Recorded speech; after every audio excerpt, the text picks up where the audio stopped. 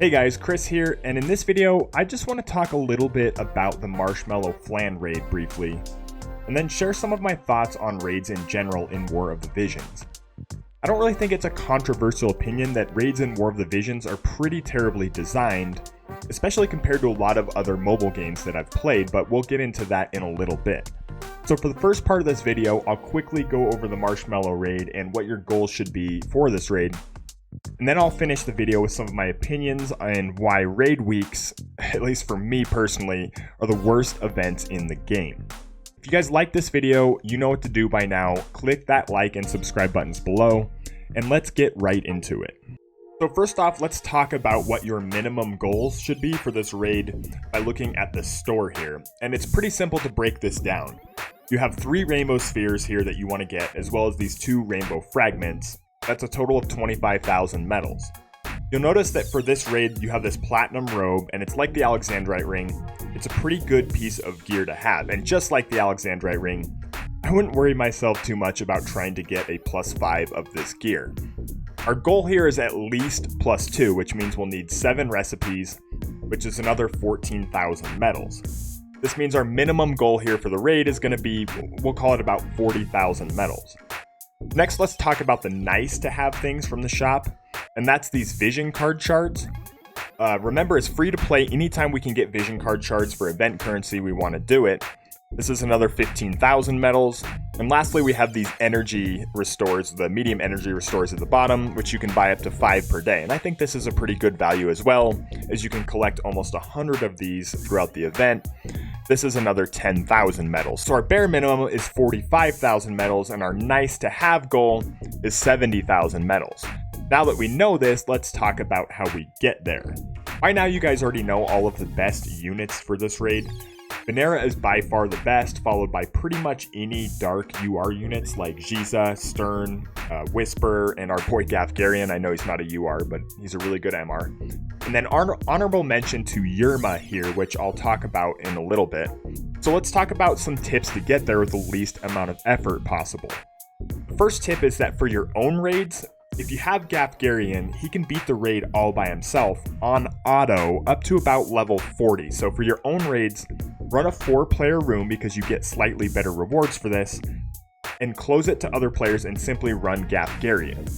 The other UR units can do this too. I believe Stern, Giza, Venera, Whisper, they can all do the same thing. Up to about level 60, you should be able to solo the raid with any of these units, but on manual control.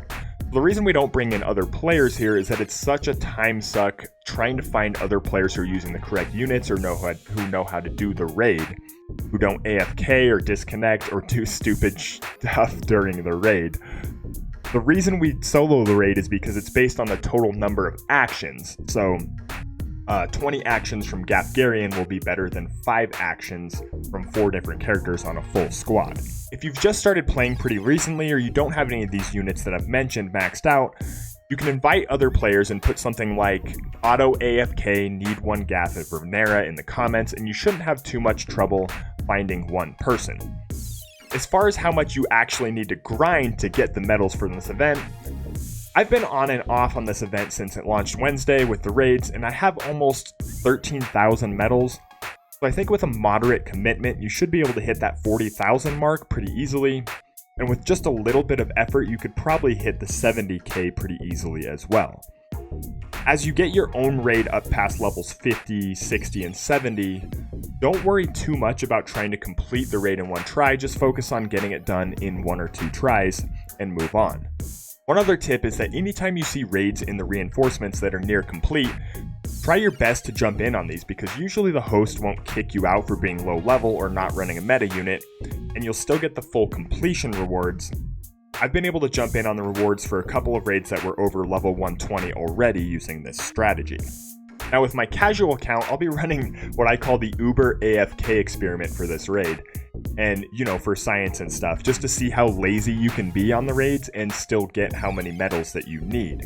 So I'm only going to run raids on auto and only join other raids that have auto enabled. So I'm going to see how many medals I can get without ever manually controlling a unit during this raid, which is kind of a shame. My casual account has a maxed out Gafgarian and Giza, but I don't want to spend time on constantly micromanaging raids. This segues perfectly into my thoughts about raids in War of the Visions. The fact that every time a raid comes around it makes me want to stop playing the game for 2 weeks, there's definitely something wrong. And in my opinion, raids in War of the Visions are just designed so horribly. You get like 20 attempts per day on other people's raids, but you have to spend like 2 hours a day just to max out your attempts. And the raid mechanics mean you can't usually do this on auto, so you have to manually sit by your phone or your iPad or whatever you play on to micromanage the crap out of it, which just isn't fun, it's tedious. There has to be some kind of way they could change up the raids where it's more fun without being so damn monotonous. The tower event was so much fun to play on manual because you weren't doing the exact same thing over and over again, and each floor provided different challenges. The raids, on the other hand, are the exact same fight dozens of times a day for 2 weeks straight. Not to mention you're trying to do this in multi-rooms where it's extremely inconsistent to find other players who know what they're doing, and rooms that won't kick you out because you aren't running a level 99 Venera with illusory bells.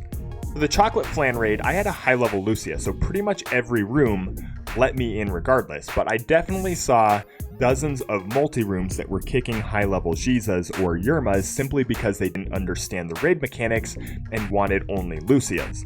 Well, I don't have Venera for the Marshmallow Raid, so I'm feeling the full force of frustration already just a couple of days into the event. Even though I'm running a high-level Yerma with maxed out steal time and 90 agility and Lucia's TMR, I'm still getting booted from even like level 70 and 80 raid rooms constantly, even though I've completed level 140 raid rooms as the steal time specialist.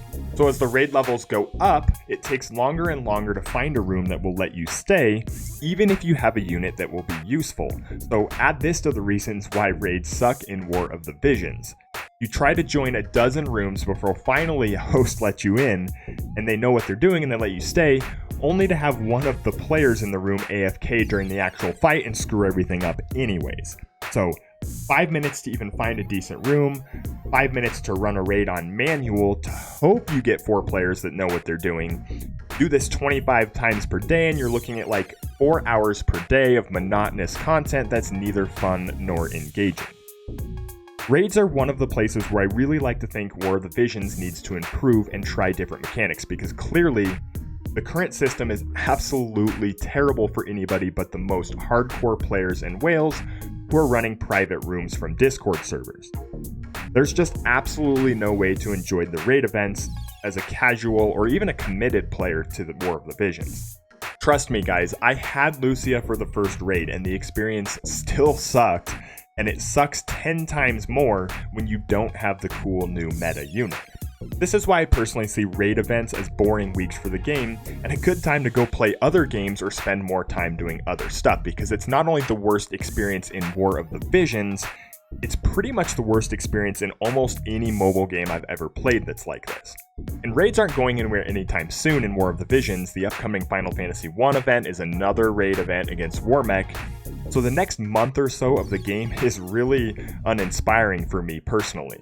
Free to play or not, I would have absolutely no desire to ever spend money trying to get a banner unit for a raid event, and it seems like most people feel the same way. I've heard Cabbage mention this, I've heard Doctor mention this. But I think Gummy really needs to reevaluate how raids are done in War of the Visions moving forward. Anyway, that's all I have to say on the subject. How do you guys feel about the raids? Do you have fun with these events? Am I crazy? Let me know in the comments section below, and I appreciate y'all watching, and we'll catch you next time.